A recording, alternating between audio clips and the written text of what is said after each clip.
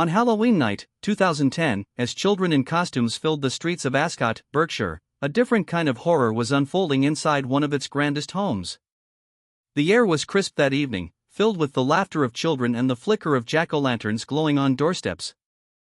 Families were celebrating the thrill of Halloween, but behind the closed doors of a luxury home in the affluent English village of Ascot, an unthinkable tragedy was about to occur. 46-year-old Joanna Simpson, a devoted mother of two, had no idea that the man she once loved would turn this festive night into one of Britain's most chilling domestic crimes. Joanna was known as kind, gentle, and deeply devoted to her children. Her life appeared stable from the outside: a beautiful home, a successful husband, and two bright young kids. But beneath that polished surface, cracks had been spreading for years.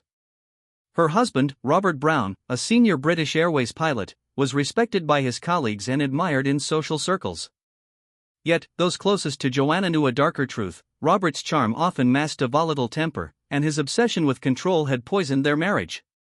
By late 2010, the couple's relationship was beyond repair. A bitter, drawn-out divorce had left Joanna emotionally drained but quietly hopeful for a fresh start. She wanted peace, safety, and a life where her children could grow up without fear. What she didn't know was that Brown had been planning something far more sinister. For weeks, he had been consumed by anger and resentment. He had convinced himself that Joanna and the legal system had turned against him, and he was determined to take back control, no matter the cost. On October 31st, Robert Brown drove to Joanna's home under the pretense of dropping off their children. As dusk fell and the world outside glowed with orange lanterns, Brown stepped into the house carrying not just bitterness, but a claw hammer hidden among his belongings. What happened next was savage, sudden, and deeply disturbing. In a fit of calculated rage, he struck Joanna repeatedly, 14 brutal blows that ended her life within moments. The sounds of the attack were muffled behind the walls of the family home. While neighborhood children laughed and knocked on doors for candy, Joanna's house fell into silence. Joanna Simpson was the kind of woman whose warmth drew people in, gentle, elegant, and deeply compassionate. She came from a loving, close-knit family and carried that same nurturing spirit into everything she did. Her friends described her as someone who radiated calm, someone whose life seemed steady and full. When she met Robert Brown in 1998, she believed she had found her perfect match. Brown was charming, successful, and sophisticated, a British Airways pilot who exuded confidence and security. To Joanna, he seemed safe, dependable, and worldly. Their connection was instant, and after a whirlwind romance, the couple married, quickly settling into what appeared to be a fairy tale life. Together, they built a beautiful home in the quiet, affluent area of Ascot and welcomed two children who became Joanna's entire world. But beneath the surface of that idyllic family image, a very different story was unfolding, one of quiet control, emotional abuse, and growing fear. From early on, there were small signs of Robert's need for dominance, signs Joanna, like so many victims of coercive control, dismissed as quirks or moods. He wanted things done a certain way, expected absolute compliance, and often reacted with cold anger when things didn't go as he wanted. What began as small criticisms about household routines or Joanna's decisions as a mother soon escalated into patterns of psychological control. Robert's temper was unpredictable; he could switch from affectionate to menacing in an instant. Friends noticed that Joanna became more reserved over the years, often anxious about saying or doing the wrong thing around him. Her parents, particularly her father, saw the tension and urged caution. Concerned for her financial safety, he insisted on a prenuptial agreement before the marriage, a decision that would later ignite Robert's deep and lasting resentment. To outsiders, Robert was polished and composed, the image of success. But behind closed doors, Joanna endured years of emotional manipulation and intimidation. His words could cut as sharply as his silences. He began to isolate her, undermining her confidence and making her question her own judgment. When she tried to stand up for herself, he would twist the narrative, portraying himself as the victim of her unreasonable behavior. It was a textbook display of coercive control, subtle, persistent, and psychologically destructive. Over time, Joanna's once bright personality dulled under the weight of his dominance. Still, she focused on her children, shielding them from as much conflict as she could and holding on to the hope that things might one day improve. But by 2007, the tension had turned dangerous. During one terrifying confrontation, Robert held a knife to Joanna's chest, accusing her of betrayal and threatening her in a way that left her shaken to the core. She didn't report the incident, perhaps out of fear, perhaps out of the desperate wish to keep her family together.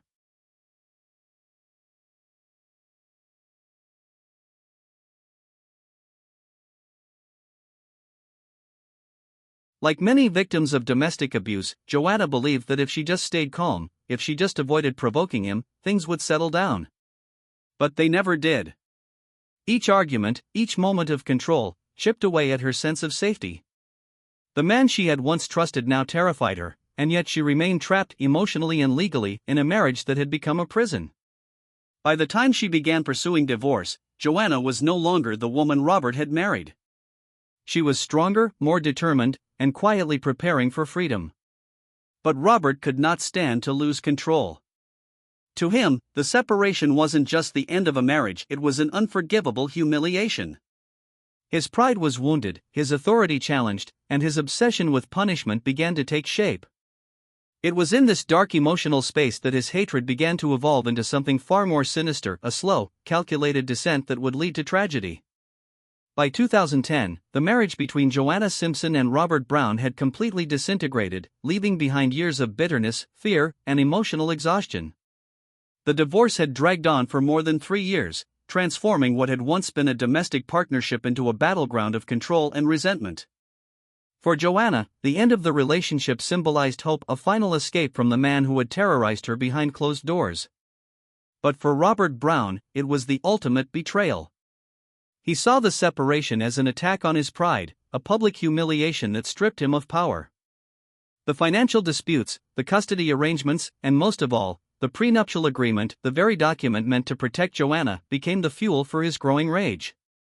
As the legal process moved forward, Brown's mind began to spiral. He convinced himself that Joanna and the courts had conspired against him, that he was the victim of a corrupt system determined to destroy him. This twisted belief would soon evolve into an obsession, one that pushed him toward the unthinkable. In the months leading up to October 2010, Brown's behavior became increasingly erratic and alarming. He began stockpiling items, preparing meticulously for something no one could yet imagine. He purchased heavy-duty plastic sheeting, a claw hammer, and even dug a grave in advance, a shallow pit concealed within Windsor Great Park, just miles from the family home. It was clear, even before that Halloween night, that this was not a spontaneous act of rage. It was premeditated murder, carefully plotted by a man who believed he was taking back control of his life. Friends and colleagues later recalled his strange, distant demeanor in the days before the crime, describing him as coldly calm, as if he had already made peace with what he was about to do.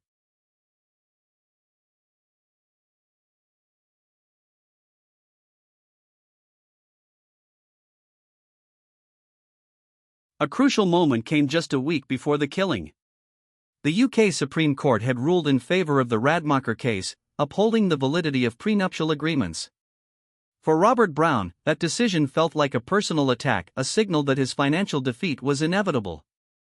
It meant Joanna would walk away with what he saw as his money, his home, his family. This judgment hardened his resolve. He decided he would not let the law, or Joanna, dictate his fate. He would end it on his own terms. On October 31, 2010, as Halloween approached, Brown put his plan into motion. That morning, he packed his car with the items he had assembled, the plastic wrapping, the hammer, and gloves, then drove to Joanna's house under the guise of a normal family visit. It was a Sunday, and the children were excited for trick-or-treating. To them, it was just another festive evening. But as daylight faded and the shadows grew long, their father's mask of civility slipped away. What began as a conversation about the divorce quickly escalated into rage. In a horrifying eruption of violence, Brown attacked Joanna with the claw hammer, delivering 14 devastating blows. The assault was both brutal and deliberate, the culmination of months of hatred boiling over into one unrelenting act.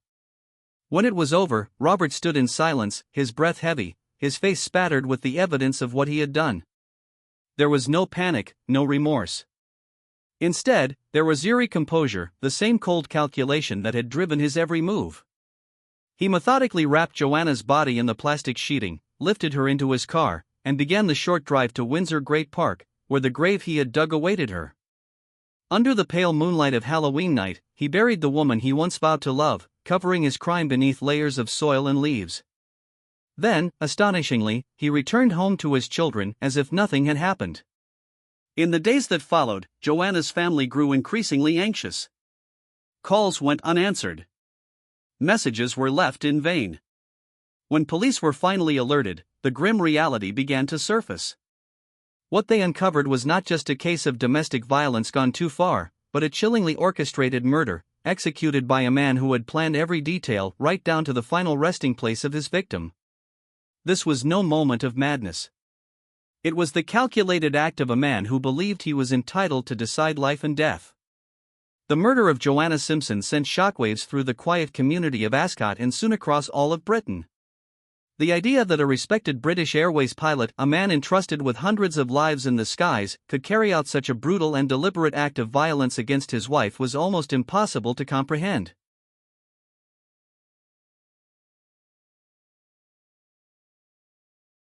For days after Joanna's disappearance, her family clung to the hope that she might still be alive, that perhaps she had fled in fear or gone into hiding. But those hopes were shattered when Robert Brown, under mounting police pressure and faced with overwhelming forensic evidence, finally confessed to what he had done. His calm demeanor throughout the investigation chilled everyone who encountered him. There was no visible remorse, no sign of emotional turmoil. He described the murder not as a loss of control, but as if it were an unpleasant duty, something that simply had to be done. When officers asked him where he had hidden Joanna's body, he led them through the sprawling Windsor Great Park, walking with disturbing composure to the shallow grave he had dug weeks earlier. There, beneath the autumn leaves, police discovered Joanna's lifeless body, still wrapped in the plastic sheeting Robert had used that Halloween night. The discovery brought unbearable grief to Joanna's family and friends. Her parents, Diana and Peter Parks, were devastated but determined that justice would be done. They believed that the evidence Robert's planning, the grave, the hammer, the concealment, would ensure a murder conviction. The facts seemed indisputable. This was a premeditated killing, executed with precision. But when the case went to trial in May 2011, what unfolded in the courtroom became one of the most controversial verdicts in recent British legal history. Robert Brown's defense team argued that he was mentally unwell at the time of the killing. They claimed he suffered from adjustment disorder, a psychological condition that supposedly impaired his judgment due to the stress of the divorce. They portrayed him as a man driven to breaking point by emotional strain and legal pressure, not a calculating murderer. The prosecution, meanwhile, presented a starkly different picture, one of methodical preparation, of a man who had dug a grave, gathered tools, and chosen the exact moment to strike. They argued that Brown had acted out of rage and entitlement, not mental instability. But despite the chilling evidence of planning, the jury accepted the defense's argument. In a verdict that left the nation stunned, Robert Brown was found guilty not of murder, but of manslaughter by reason of diminished responsibility. The judge sentenced him to 26 years in prison, meaning he could be eligible for release after serving only half, just 13 years. For Joanna's loved ones, it felt like a profound betrayal of justice.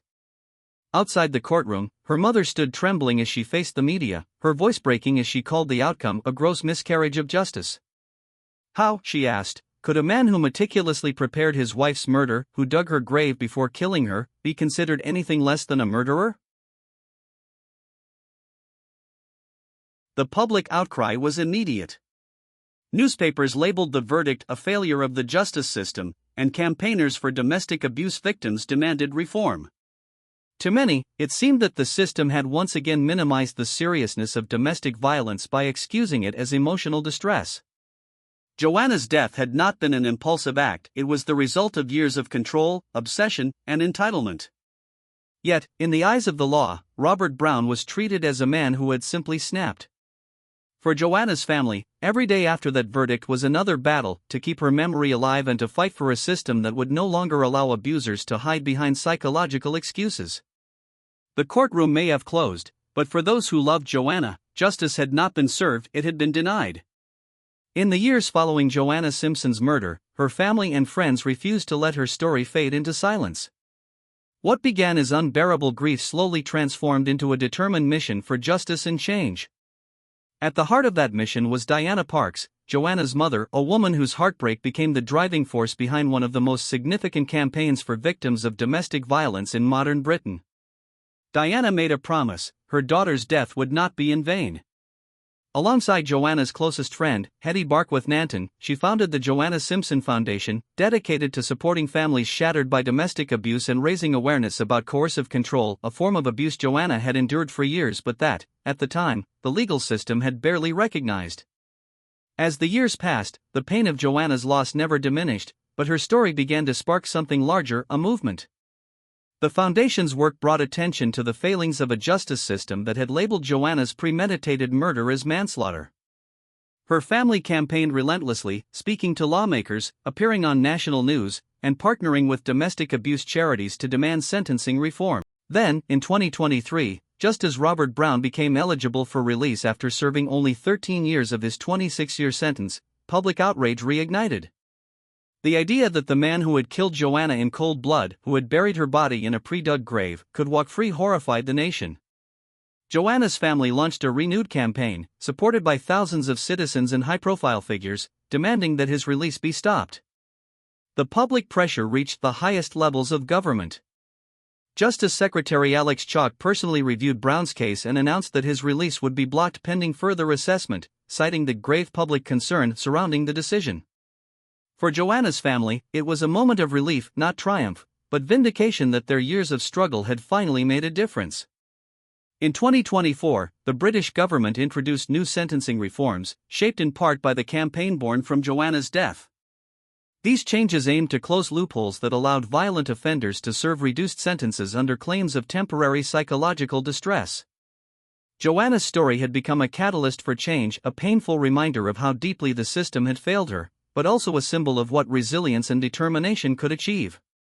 Today, the legacy of Joanna Simpson lives on not just in the memories of her loved ones, but in the laws and awareness her story helped inspire. The foundation in her name continues to support survivors of domestic abuse, and her mother remains a tireless advocate for victims' rights. Queen Camilla, still visibly moved whenever she speaks of Joanna, often reminds the public that behind every statistic is a real woman, a real family, and a preventable tragedy. As the screen fades to black, Joanna's photograph appears, smiling, radiant, full of life. The narrator's final words echo softly. Joanna Simpson's voice was silenced, but her story continues to speak for countless others, a story of love, loss, and a mother's courage that changed the face of justice in Britain forever.